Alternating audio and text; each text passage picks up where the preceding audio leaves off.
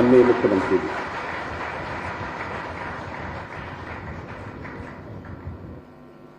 द्विदिवसीय राष्ट्रीय संगोष्ठी के उद्घाटन सत्र में मंच पर उपस्थित दीनदयाल उपाध्याय गोरखपुर विश्वविद्यालय के कुलपति प्रोफेसर पूनम टंडन जी,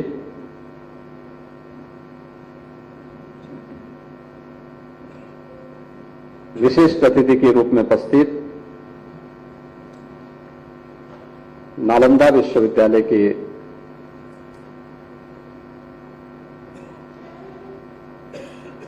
सम्मानित प्रोफेसर श्री रविंद्रनाथ श्रीवास्तव जी, इस राष्ट्रीय संगोष्ठी के संयोजक प्रोफेसर द्वारकानाथ जी, सह संयोजक प्रोफेसर हर्ष कुमार सिन्हा जी, दीनदयाल उपाध्याय गोरखपुर विश्वविद्यालय के सभी सम्मानित आचार्यगण, अन्य सम्मानित अतिथिगण, विश्वविद्यालय के सभी उपस्थित देश की युवा शक्ति के प्रतीक हमारे युवा साथियों, छात्र छात्राएं, विश्वविद्यालय को हीरक जयंती वर्ष के अवसर पर इस महत्वपूर्ण राष्ट्रीय संगोष्ठी के लिए मैं हृदय से बधाई देता हूं और इस संगोष्ठी की प्रासंगिकता इसलिए भी महत्वपूर्ण हो जाती है कि भारत की एक ऐसी विशिष्ट विधा पर आधारित राष्ट्रीय संगोष्ठी है जिसका दिग्दर्शन अभी हाल ही में महाकुंभ प्रयागराज के अवसर पर देश और दुनिया ने किया है। सज्जनों, दुनिया के अंदर लगभग 200 देश हैं। उन सब की अपनी पहचान है, अपनी परंपराएं रही हैं, अपनी विशिष्टता भी है।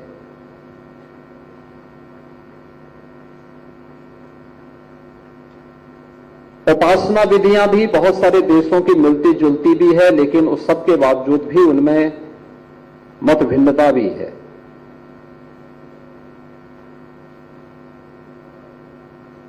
लेकिन दुनिया के अंदर जो प्रभावशाली देश हैं, उन सब की जो अपनी विशिष्ट पहचान है, किसी ने व्यापार में पारंगत हासिल की है, किसी ने दुनिया के अंदर अपनी कला के माध्यम से अपनी पहचान बनाई है, किसी ने अपने नवाचार के माध्यम से दुनिया के अंदर अपनी मजबूत उपस्थिति दर्ज की है, और किसी ने अपनी विरासत के संरक्षण के माध्यम से अपनी पहचान दुनिया के अंदर बनाई है। ये जितने भी आयाम हैं जीवन के, ये भौतिक जगत के हैं, लेकिन भौतिक जगत से जुड़ी हुई ये जो सीमाएं हैं, वह स्वाभाविक रूप से उसकी एक सीमा होती है और सीमातीत नहीं हो सकती। दुनिया के अंदर एक देश है जिसने इन भौतिक सीमाओं का अतिक्रमण करके चेतना के उस उच्च आयाम तक पहुंच न केवल इस भौतिक जगत की बल्कि ब्रह्मांड के उन रहस्यों को भी उद्घाटन किया है, और वह देश है हमारा भारत। भारत की पहचान दुनिया के अंदर अपनी इस विशिष्टता के नाते है और दुनिया के अलावा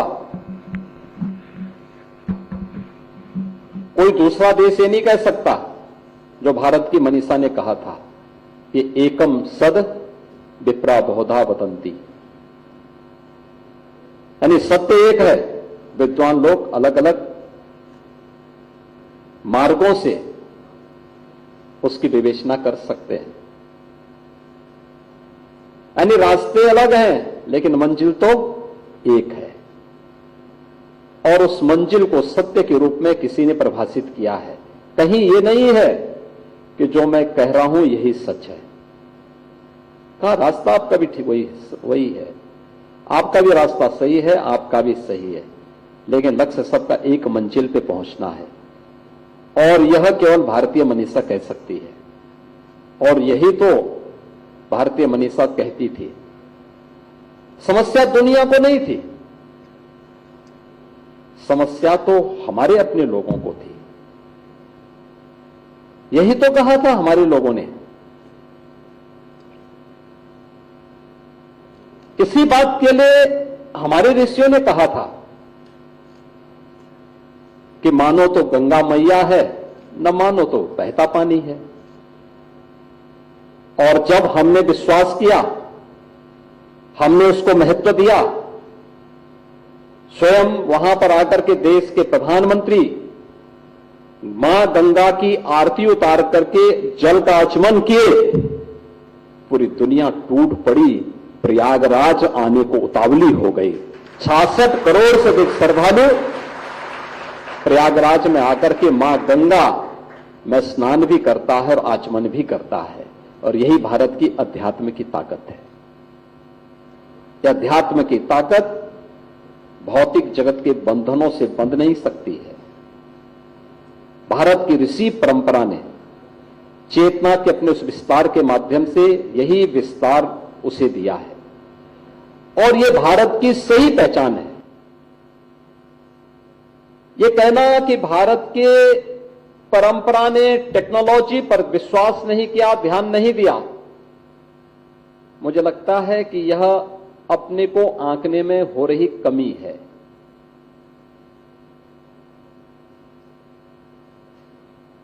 जब दुनिया अंधकार में रह रही थी तब 5000 वर्ष पहले हमारी ऋषि भारत की ज्ञान की विधा को संहिताबद्ध कर रहे थे। याद करिए, हम भगवान वेद व्यास का स्मरण करते हैं। प्रतिवर्ष गुरु पूर्णिमा का आयोजन पूरी भव्यता के साथ करते हैं। हमने कृष्ण द्वैपायन व्यास को गुरुओं का भी गुरु क्यों बनाया? क्योंकि उन्होंने उस विशिष्ट विधा के माध्यम से भारत की ज्ञान परंपरा को लिपिबद्ध करके आने वाली पीढ़ी के लिए भी इतने विस्तृत रूप में प्रस्तुत कर दिया जो कार्य कभी नहीं हो पाया था। श्रवण परंपरा से, गुरु शिष्य की परंपरा से अलग हटकर के भी अगर कोई इसके बारे में जानने का इच्छुक है तो हम उसको संहिताबद्ध रूप से इसे प्रस्तुत करेंगे, उसको देंगे। और भारत ने अपने ज्ञान की पूरी परंपरा को, दुनिया के अंदर ज्ञान की इस पूरी परंपरा को, महाभारत इस बात की घोषणा कर सकता है कि धर्म, अर्थ, काम और मोक्ष जो ये चार मानवीय पुरुषार्थ हैं, इनसे जुड़ा हुआ जो कुछ भी इस ग्रंथ में है वही दुनिया में है। जो इसमें नहीं वो दुनिया में कहीं नहीं है। दुनिया का कोई दूसरा ग्रंथ इस प्रकार की घोषणा नहीं कर सकता है जो महाभारत कर चुका है। केवल इस भौतिक जगत ही नहीं, ब्रह्मांड के उन ज्ञान के रहस्यों के बारे में अगर आपको जानना है तो भारत का उपनिषद उसका सबसे बड़ा भंडार है, सबसे बड़ा भंडार है। समस्या दुनिया को नहीं थी, समस्या हमारे में थी, जो हम लोगों ने इनसे अपने को दूर कर लिया और परिणाम हमारे सामने है। जो दुनिया हमारे पीछे भागती थी, हम उस दुनिया के पीछे भागने लग गए। आपने बदलते हुए भारतवर्ष को देखा है 10 वर्ष में। पहले भारत को कोई नहीं पूछता था, पहचान का संकट था। 10 वर्ष में एक बदले हुए भारत को आप देख रहे हैं। हर कोई भारत आना चाहता है, हर कोई भारत के साथ अपना संबंध ठीक करना चाहता है, हर कोई भारत पर गौरव की अनुभूति करता है। भारत की योग की विधा को आज दुनिया के 193 देश कर रहे हैं। चीन जैसा नास्तिक भी अपने यहां योग के विशिष्ट आयोजन करता है, विशिष्ट आयोजन करता है। जिस चीन का धर्म पर विश्वास नहीं, जिसने धर्म को अफीम के रूप में तुलना की है, वह भी अब बौद्ध दर्शन पर अपने यहां शोध कर रहा है।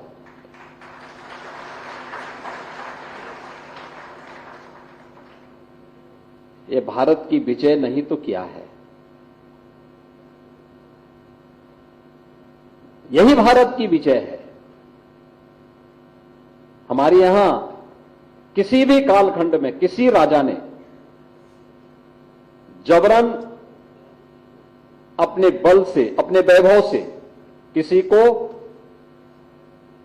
गुलाम नहीं बनाया, उस पर अपना आधिपत्य स्थापित नहीं किया, जबरन उस पर शासन नहीं किया। कोई ऐसा उदाहरण देखने को नहीं मिलता। आप जाइए ना, आप रामायण काल में ही देख लीजिए। रामायण कालखंड में भगवान राम लंका पर विजय प्राप्त करते हैं। विजय प्राप्त करने के उपरांत लक्ष्मण को वहां के वैभव पर थोड़ा मोह आया, तो भगवान राम ने लक्ष्मण को समझाया कि लक्ष्मण, हमारा काम हो गया, हमने सीता को मुक्त करना था, हो गया, अब हम यहां से वापस चलें।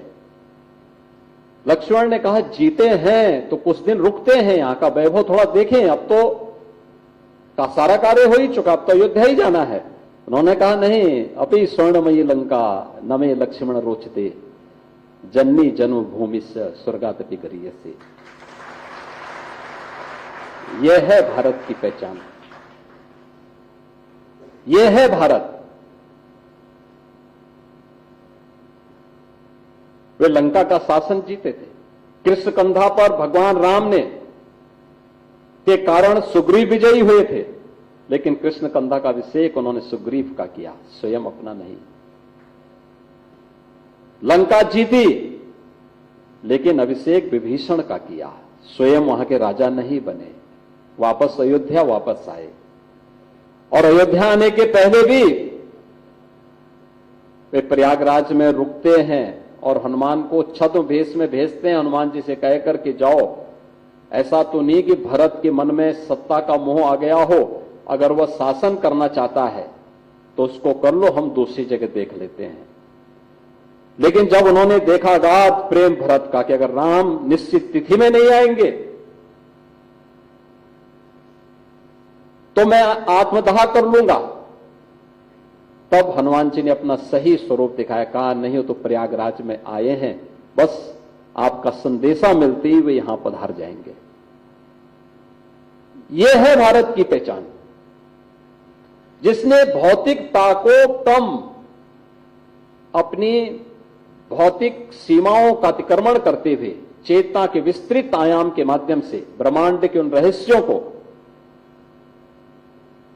सबके सामने प्रस्तुत करने का काम किया। और ये भारत की ऋषि परंपरा का विशिष्ट योगदान है, और भारत की सिद्ध साधना इसी परंपरा को आगे बढ़ाने का काम की है। ऋषि मुनियों की यही परंपरा है, जिस परंपरा को लेकर के आज यहां पर यह राष्ट्रीय संगोष्ठी आयोजित की गई है। यह विषय सामान्य रूप से भौतिकता के पीछे भागने वाली वर्तमान समाज के लिए यह विषय रूखा हो सकता है, लेकिन एक सच्चे भारतीय के लिए रुचि का विषय होना चाहिए। रुचि का विषय इसलिए क्योंकि विषय उनका अपना विषय है, उनकी विरासत का विषय है, उनकी परंपरा का विषय है। और इसीलिए तो प्रधानमंत्री मोदी जी ने कहा कि विरासत को विकास के साथ जोड़ेंगे तो हमारे सतत विकास का माध्यम बनेगा, सतत विकास का माध्यम बनेगा। लोग कहते थे, जब हम लोगों ने महाकुंभ के आयोजन को आगे बढ़ाया और उस समय मैंने पहली बैठक नवंबर 2022 में ली, एक सामान्य बैठक ली अधिकारियों की। मैंने कहा भी एक कार्य योजना बनाओ महाकुंभ के आयोजन के लिए, हमें क्या तैयारी करनी है। मेरे पास 1 वर्ष का समय था।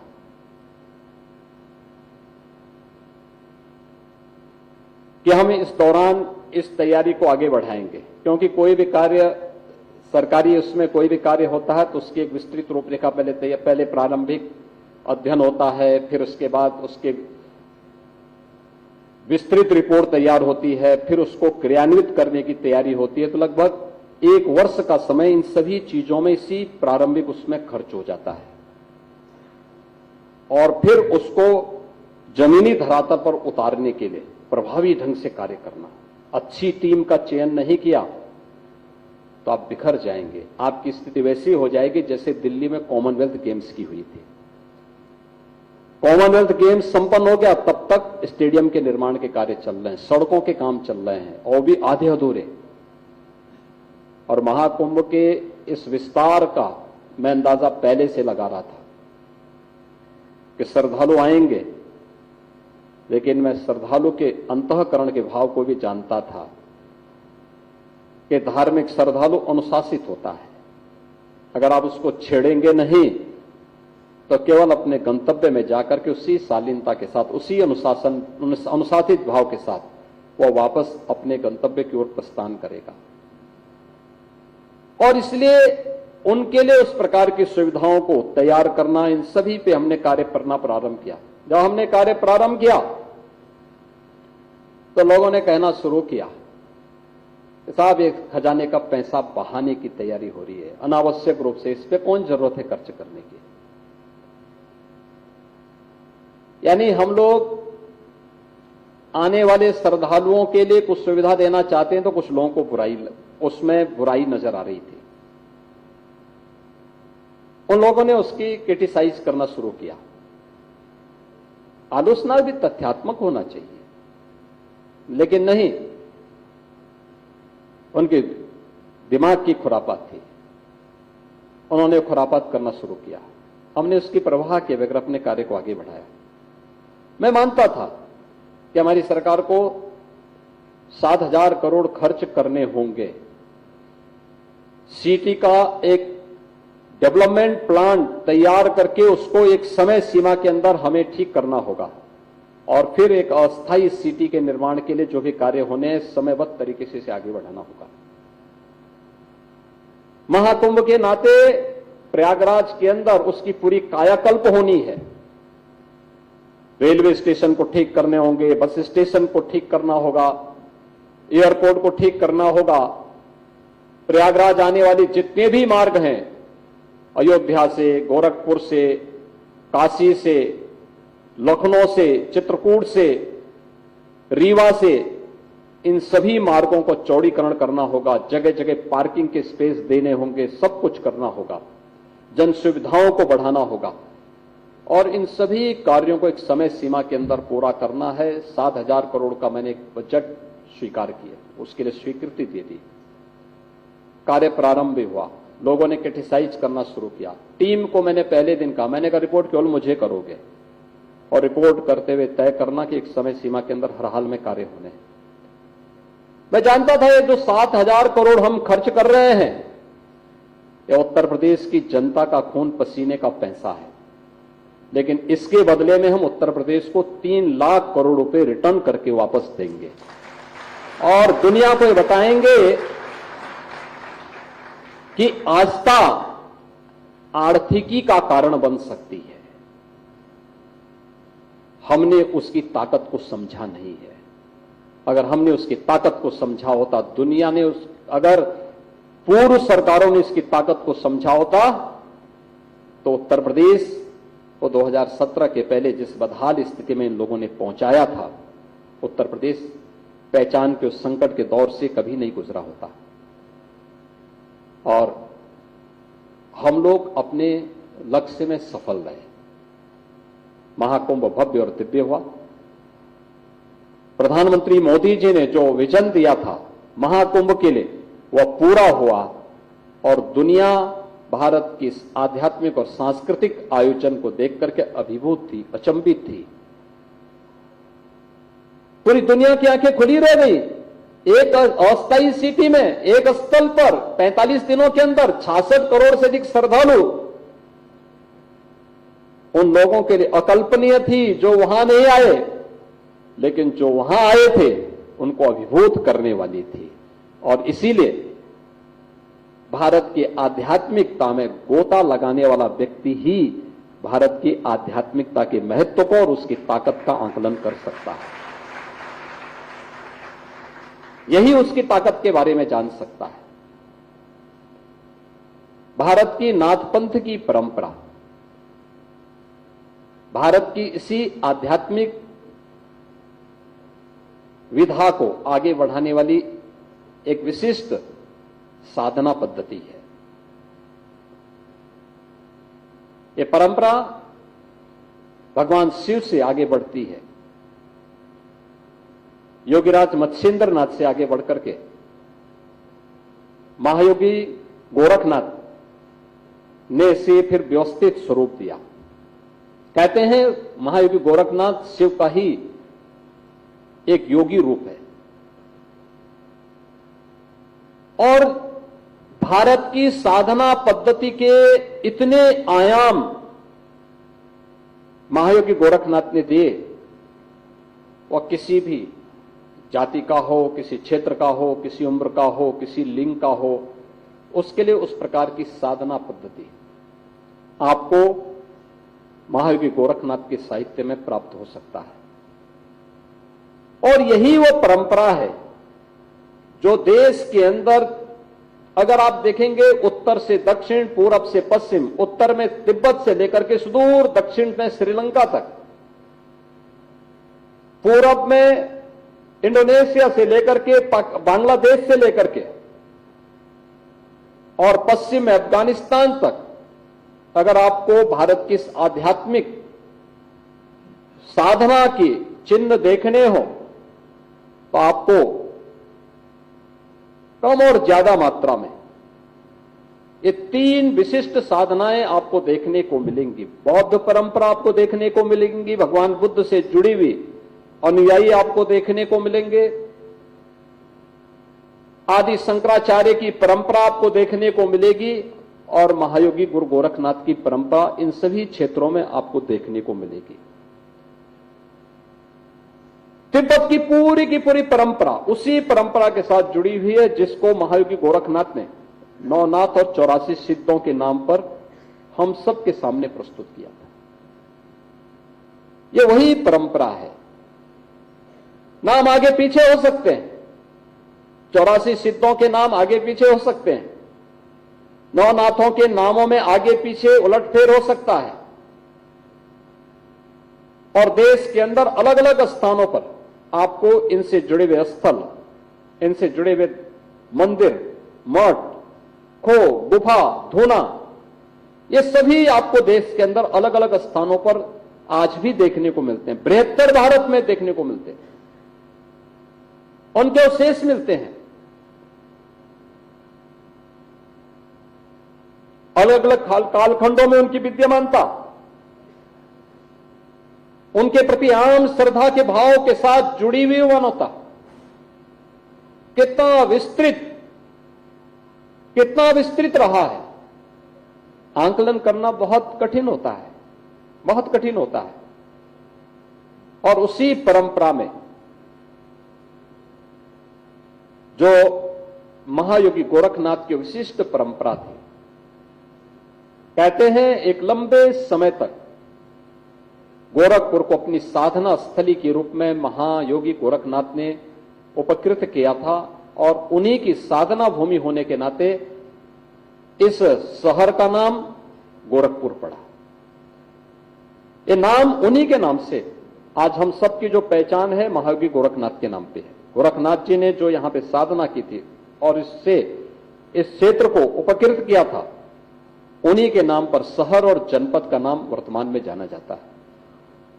ये वही परंपरा है और उसी परंपरा में अनेक सिद्ध और योगियों ने अलग अलग कालखंड में, न केवल गोरखपुर में बल्कि देश के अलग अलग क्षेत्रों में उन लोगों ने, उन योगियों ने, उन सिद्धों ने अपनी साधना से, अपनी तपस्या से आम जनमानस को उपकृत किया है।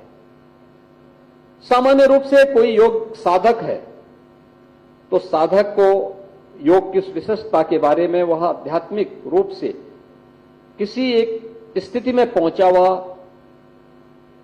योगी बता सकता है, लेकिन एक सामान्य जनमानस में उसकी पहुंच किस रूप में होती है? उसके चमत्कार को देख करके, किसी विशिष्ट ऐसे कार्य को देख करके जो मानवीय सीमाओं को अतिक्रमण करते हुए पूरा होता हो, जो एक सामान्य मनुष्य के लिए अत्यंत कठिन है, असंभव जैसा दिखता है। अगर उस असंभव जैसे कार्य को जब एक मानव रूप में कोई व्यक्ति, कोई ऋषि, कोई मुनि, कोई संत, कोई साधु, कोई योगी करके दिखाता है, लोगों को उसमें चमत्कार दिखता है और फिर उस चमत्कार के प्रति लोग आकर्षित होते हैं। और यही चीजें योगीराज बाबा गंभीर नाथ जी के ऊपर भी हम लोगों को गोरखपुर के अंदर देखने को मिलती है। योगीराज बाबा गंभीर नाथ जी के बारे में, जिन्होंने गोरखपुर को एक लंबे समय तक अपनी साधना का केंद्र बिंदु बनाया था, उनके बारे में मान्यता है कि 1870 के दशक में उनका गोरखपुर में आगमन होता है। तत्कालीन गोरक्ष पीठाधीश्वर योगीराज बाबा गोपाल नाथ जी से उन्होंने योग दीक्षा ली और योग दीक्षा लेने के उपरांत कुछ समय तक उन्होंने गोरखनाथ मंदिर में रह करके एक योगी के रूप में वहां की सेवा के कार्यों के साथ जुड़ करके, गुरु सेवा के साथ साथ मठ की सेवा करते हुए उन्होंने कुछ समय यहां व्यतीत किया, साधना भी की। यहां की सेवा के कार्य में योगी कोई भी हो, दीक्षा की अलग अलग चरण होते हैं।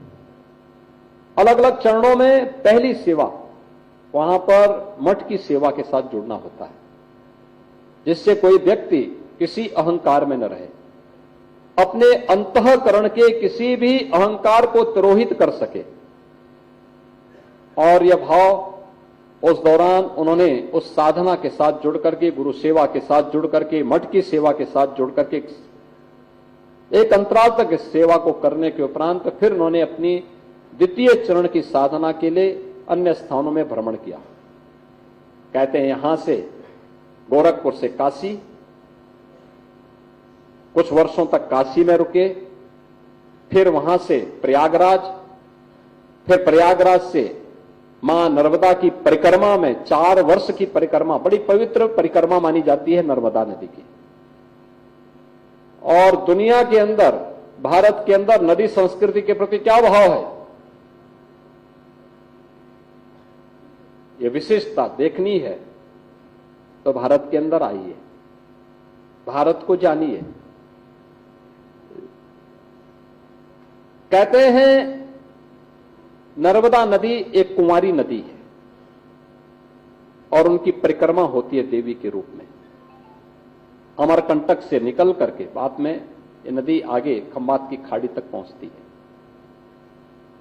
ये परिक्रमा उस नदी की बहुत पवित्र मानी जाती है और वर्ष भर कहा था उस परिक्रमा में साधु संत गृहस्थ सभी लोग जाते हैं और उसके तटवर्ती क्षेत्रों में अनेक सिद्धों ने, ऋषियों ने, बल्कि उन्होंने संतों ने अपने आश्रम और कुटिया बना करके साधना में स्वर्ग से भी बढ़ करके उन्होंने 4 वर्ष तक नर्मदा नदी की परिक्रमा की और परिक्रमा करने के उपरांत फिर वे गोरखपुर आए।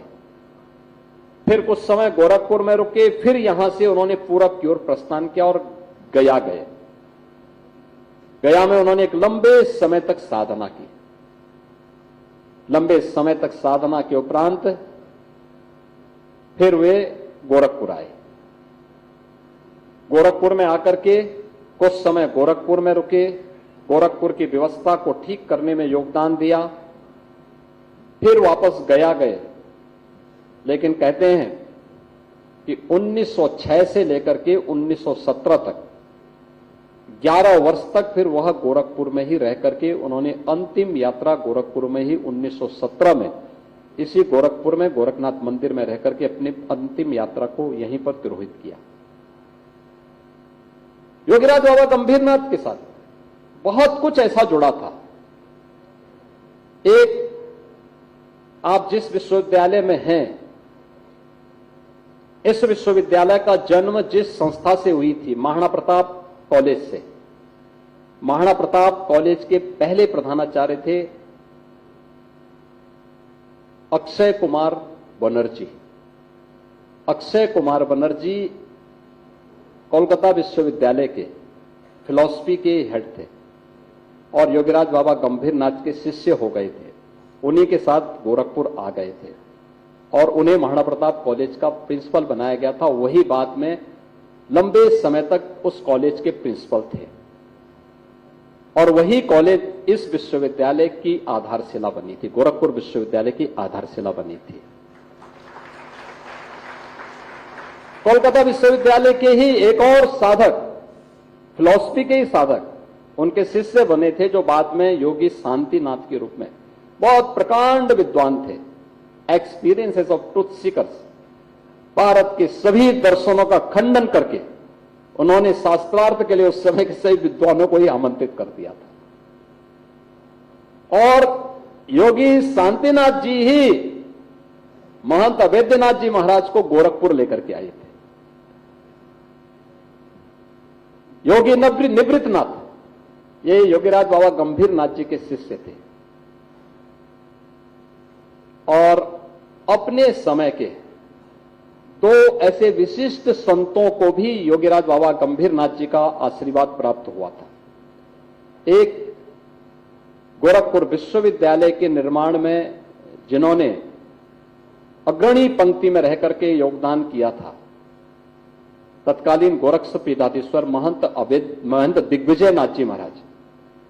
दिग्विजयनाथ जी महाराज को गोरखनाथ मंदिर में रखने और गोरखनाथ मंदिर की व्यवस्था का दायित्व बाबा गंभीरनाथ जी के शिष्य के बाद महंत दिग्विजयनाथ जी उठाएंगे, यह अपने सामने एक लिखित एग्रीमेंट कराने का काम भी किसी ने किया था, तो योगीराज बाबा गंभीरनाथ जी ने किया था कि यही इस स्थल का उद्धार करेंगे और इनके माध्यम से गोरखपुर का उद्धार होगा।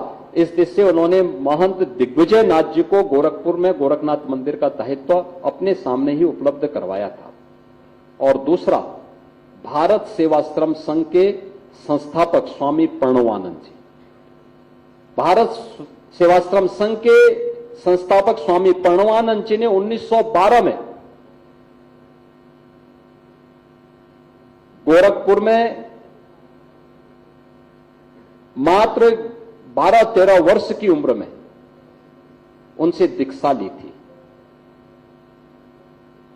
और अपने समय के बहुत प्रख्यात संत थे। भारत सेवाश्रम संघ देश के अंदर न केवल एक आध्यात्मिक आंदोलन है बल्कि राष्ट्रीय चेतना को जागृत करने में संगठन ने बहुत बड़ी भूमिका का निर्वहन किया है। देश भर में, दुनिया के अनेक देशों में, बल्कि नॉर्थ ईस्ट में तो बहुत अभिनंदनीय कार्य किया और कभी भी अपने राष्ट्रीय मूल्यों से यह संगठन कभी विचलित नहीं हुआ, कभी विचलित नहीं हुआ। स्वामी प्रणवानंद जी भी योगीराज बाबा गंभीरनाथ जी के शिष्य थे। योगीराज बाबा गंभीरनाथ जी के चमत्कारों के अनेक ऐसी मान्यताएं चल पड़ी जिसको आप योगीराज बाबा गंभीरनाथ ग्रंथ से अवलोकन कर सकते हैं। अध्यात्म की किस चरम स्थिति में वे पहुंचे हुए थे उसका उन्होंने प्रदर्शन नहीं किया, लेकिन यदा कदा कभी भक्तों पर कोई उपकार करना हो तो उन्होंने उसमें कोई कोताही भी नहीं बरती। और भौतिक सीमाओं का अतिक्रमण करने, यानी मैं भौतिक सीमाओं की जब बात कर रहा हूं तो मानकर चल रहा हूं कि विज्ञान की सीमाओं का अतिक्रमण करके भी अगर साधन जुटाए जा सकते हैं और साधना को सिद्धि के माध्यम से लोक कल्याण का मार्ग प्रशस्त किया जा सकता है, तो योगीराज बाबा गंभीरनाथ जी ने कई बार उस प्रकार के कार्यों को संपन्न किया। आज भी गोरखनाथ मंदिर में जब भी आयोजन होते हैं, योगीराज बाबा गंभीरनाथ जी ने 1917 में गोरखपुर में गोरखनाथ मंदिर में ही समाधि ली थी। आज उनको समाधि लिए हुए 108 वर्ष हो गए हैं और 108 वर्ष के बाद भी आप देखते होंगे जब भी गोरखनाथ मंदिर में कोई कार्यक्रम होते हैं, कोई आयोजन होते हैं, विजयादशमी का हो, मकर संक्रांति का हो या कोई अन्य तमाम आयोजन वर्ष भर वहां चलते हैं, उन आयोजनों में उनकी शिष्य परंपरा से जुड़े हुए बंगाल से, गया से, रांची से, धनबाद से और देश के अन्य तमाम भागों से बड़ी संख्या में उनकी शिष्य परंपरा से जुड़े हुए शिष्यगण आकर के उन कार्यक्रमों में सहभागी बनते हैं। यानी 108 वर्ष पहले जिनका भौतिक शरीर से जिन्होंने अपने आप को मुक्ति दे दी हो, उनकी शिष्य परंपरा आज भी उनके प्रति कृतज्ञता ज्ञापित करने के लिए उन आयोजनों का हिस्से में उस कार्यक्रमों में भागीदार बनती है। और इसीलिए जो ये 2 दिवसीय आयोजन राष्ट्रीय संगोष्ठी के रूप में योगीराज बाबा गंभीरनाथ जी, भारत की योग परंपरा में योगीराज बाबा गंभीरनाथ का अवदान, इस विषय को लेकर के जो ये राष्ट्रीय संगोष्ठी 2 दिवसीय की गई है, वास्तव में यह अत्यंत प्रासंगिक विषय है। और मुझे लगता है कि इस पूरी संगोष्ठी का आधार होनी चाहिए भारत की सिद्ध साधना। सिद्ध साधना से सारी चीजें आगे बढ़ जाती हैं, क्योंकि योग की कोई भी विधा हो, वो उस किसी भी विधा के माध्यम से, हठ योग की हो, राजयोग की हो, लय योग की हो या मंत्र योग की हो, इन चारों विधाओं में से किसी भी मार्ग का अवलोकन करने के लिए साधक को यह जानकारी होनी चाहिए कि उसका मार्ग क्या है और उसके पथ पर कौन कौन सी बाधाएं उसके सामने खड़ी हो सकती हैं और उसे अपने लक्ष्य पर कैसे पहुंचना है। और जो मैंने पहले कहा कि लक्ष्य तो एक ही है, जो भारतीय मनीषा बहुत पहले कह चुकी है कि एकम सद विप्रा बहुधा वदंती, यानी सत्य तो एक ही रहेगा और उस सत्य को प्राप्त करने के लिए जो अलग अलग विधाएं हैं, वह हठ योग की हो सकती है, राजयोग की हो सकती है, लय योग की हो सकती है या मंत्र योग की हो सकती है। और इन सभी योग की अलग अलग विधाओं के माध्यम से इस विशिष्ट पद्धति को प्राप्त करने के लिए, उस लक्ष्य को प्राप्त करने के लिए योगीराज बाबा गंभीरनाथ जी ने जो अपना योगदान दिया था एक लंबे समय तक, कैसे साधना के अलग अलग स्टेज पर पहुंच करके उन्होंने इस विशिष्टता को सिद्धि तक पहुंचाने का, यानी सत्य तक पहुंचाने का उन्होंने कार्य किया था, यह हम लोगों ने उनकी साधना पद्धति के माध्यम से हम इन कार्यों को देख सकते हैं। और मुझे प्रसन्नता है कि यह अकादमिक चर्चा का विषय बने। बहुत कम होता है, अक्सर क्या होता है, हम विश्वविद्यालयों में या अकादमिक संस्थाओं में सामान्य अपने परंपरागत विषयों को ही देखते हैं, उनका अध्ययन ही करते हैं। बहुत बार हमें ऐसे लगता है कि यह विषय हमारे उसका नहीं है। कुछ तो रुचि का विषय होता है, कुछ लोग उसकी ओर ध्यान भी नहीं देना चाहते हैं, कुछ लोगों की अपनी व्यस्तता भी होती है और भी तमाम कारण हो सकते हैं। लेकिन आपने देखा होगा बहुत सारी जगह हम लोगों को इसके प्रभाव और इसकी इन मान्यताओं के बारे में लोगों की विशिष्ट भूमिका को भी हम देखते हैं। मैं भी इस कार्यक्रम के पहले जब आ रहा था तो मैंने यहां पर नाथ पंथ से जुड़े हुए अनेक योगियों के तेल चित्र बाहर लगे हुए देखे, उनका अवलोकन मैंने किया। उसमें भगवान शिव से लेकर के नवनाथों की परंपरा से लेकर के, और गुजरात के 2 सिद्ध योगियों के बारे में भी था। एक का नाम है कंथकोट, पड़ता है कंथड़नाथ के नाम पे, 84 सिद्धों में आते हैं। और दूसरे थे एक और अन्य सिद्ध के बारे में मुझे वहां देखने को मिला। आप आश्चर्य करेंगे कि इन सभी सिद्धों का संबंध किसी न किसी रूप में गोरखपुर से रहा है, किसी न किसी रूप में गोरखपुर से रहा है। और आज भी उनके प्रति स्थानीय स्तर पर कितनी मान्यताएं हैं, आप गुजरात में जाकर के, कंथकोट में जाकर के, या महाराष्ट्र की परंपरा में अगर आप जाएंगे तो महाराष्ट्र की परंपरा में संत ज्ञानेश्वर की परंपरा में आप देखेंगे, उन्होंने जब ज्ञानेश्वरी लिखी तो ज्ञानेश्वरी के अंत में जब उनसे पूछा गया कि आपने 16 वर्ष की उम्र में ऐसा विशिष्ट ग्रंथ कैसे रच डाला, तो उन्होंने उसके बारे में एक ही बात कही। उन्होंने एक बात कही कि ये जो ज्ञान की परंपरा है, ये आदिनाथ से गोरखनाथ को, गोरखनाथ से उनकी अपनी परंपरा का उल्लेख करते हुए फिर उन्होंने कहा कि निवृत्तनाथ से मुझे प्राप्त हुई है, और इसी ज्ञान की परंपरा को मैंने ज्ञानेश्वरी में लिख करके लोक कल्याण का इसका माध्यम बनाया है। नवनाथों की गाथा महाराष्ट्र की परंपरा में वैसी गाई जाती है जैसे उत्तर भारत में हम सुंदरकांड का पाठ करते हैं। किसी मांगलिक कार्यक्रम में हमारे यहां सुंदरकांड का पाठ रामचरितमानस का जिस रूप में होता है, उसी भाव के साथ वहां पर इसका भी पाठ वे लोग करते हैं। और इसीलिए मैं इस राष्ट्रीय संगोष्ठी को एक अकादमिक चर्चा का विषय बनाने और इसके माध्यम से इस क्षेत्र से जुड़े हुए अलग अलग विषयों के वक्ताओं को बुला करके इसकी सार्थकता को बनाया है। यूजीसी ने यहां पर योगीराज बाबा गंभीरनाथ चेयर की स्थापना के लिए बहुत पहले कहा, और योगीराज बाबा गंभीरनाथ के चेयर प्रोफेसर के रूप में प्रोफेसर द्वारिकानाथ जी ने इस पहल को आगे बढ़ाया। मैं विश्वविद्यालय के कुलपति को और प्रोफेसर द्वारिकानाथ जी को और उनकी पूरी टीम को इसके लिए हृदय से धन्यवाद देता हूं कि सिद्ध साधना की इस विशिष्ट पद्धति को उन्होंने इस अकादमिक संस्था के माध्यम से आगे बढ़ाने का काम किया। ये गोरखपुर के लिए महत्वपूर्ण इसलिए भी है कि योगीराज बाबा गंभीरनाथ जी का साधनात्मक जीवन गोरखपुर के लिए समर्पित था। गोरखपुर से प्रारंभ होता है और गोरखपुर में ही उन्होंने अपनी इस लीला को भी संपन्न किया था। साधना के लिए उनकी भूमि गया भी थी और देश के अलग अलग पवित्र स्थल भी थे, काशी भी थी, प्रयागराज भी था, नर्मदा जी का तट भी था। लेकिन प्रारंभ जहां से किया था वहीं पे उन्होंने इसे विसर्जन भी किया, और आज भी गोरखनाथ मंदिर में योगीराज बाबा गंभीरनाथ की समाधि हमें हमेशा उस आध्यात्मिक ऊर्जा से उत्प्रोत करती है। तो ये विरासत के प्रति सम्मान का एक भाव भी है। हम अपनी विरासत पर गौरव की अनुभूति कर सकें, उनकी आध्यात्मिक ऊर्जा से ओतप्रोत होकर के हम भारत की इस विशिष्ट साधना विधि को आने वाली पीढ़ी को भी उससे अवगत करा सके।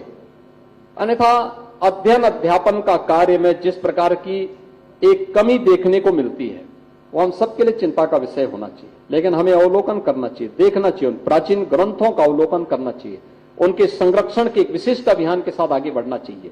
और योगीराज बाबा गंभीरनाथ की चेयर उसी विशिष्ट उद्देश्य से, केवल योगीराज बाबा गंभीरनाथ नहीं बल्कि सिद्ध साधना से जुड़े हुए, सिद्धों की साधना से जुड़े हुए उस विशिष्ट साधना पद्धति को हम देश से, दुनिया से कलेक्ट कर सकें। इसमें सबसे बड़ा योगदान भारत का है। बृहत्तर भारत में इसके अवशेष आपको प्राप्त होंगे। इन सब को अगर हम एक जगह इकट्ठा करके आने वाली पीढ़ी के लिए दे सकेंगे तो हो सकता है कि इसमें आने वाले समय में वर्तमान पीढ़ी को एक नया मार्गदर्शन मिल पाएगा। यहां पर महायोगी गोरखनाथ शोध पीठ भी विश्वविद्यालय में है, और महायोगी गोरखनाथ शोध पीठ को भी इन कार्यक्रमों को, इनसाइक्लोपीडिया ऑफ नाथपंथ, दुनिया के अंदर बहुत कुछ इसके माध्यम से प्राप्त होगा। हमें इसके बारे में जानना पड़ेगा, उन क्षेत्रों में जाना पड़ेगा,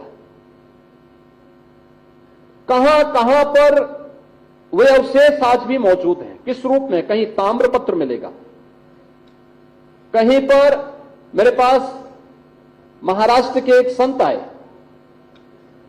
उन्होंने कहा कि देखिए, गोरखनाथ मंदिर से जुड़े हुए योगी अलग अलग कालखंड में महाराष्ट्र में हमारे स्थान पर आए हैं और उनके उपस्थिति के दौरान जो हमारी गुरु परंपरा ने उनके अभिवादन के लिए उस समय छंद रचे थे, वे आज भी वहां पर पत्थरों में वहां पर हमारे यहां उकेरे गए। तो मुझे विश्वास नहीं हो रहा था। अगली बार जब वो आए तो उनकी एक रिप्लिका वे मेरे सामने लेके आए। उन्होंने कहा, ये 16वीं सदी में गोरखनाथ मंदिर से जुड़े हुए ये संत हैं, 17वीं में ये हैं, 18वीं सदी में ये हैं और 19वीं सदी में ये योगी गोरखनाथ मंदिर से जुड़े रहे हैं, गोरखपीठ से जुड़े रहे हैं। और आप आश्चर्य करेंगे कि महाराष्ट्र की परंपरा में सुदूर क्षेत्र से जो समय साधन नहीं थे, तब भी यह भ्रमण का कार्यक्रम उस समय के योगी किस रूप में करते थे, वो आज भी हम सबको अवलोकन करने का अवसर प्राप्त होता है। अगर हम इन सभी को कलेक्ट कर सकें, सभी को एकजुट कर सकें, और जो कार्य जब साधन के अभाव में, उस समय प्रिंटिंग की सुविधा नहीं थी, उस समय आवागमन के साधन इस रूप में नहीं थे, उस समय कोई भी अन्य इस प्रकार के कार्य नहीं थे, कागज भी नहीं था, लोग उस समय भोजपत्रों पर लिखते थे।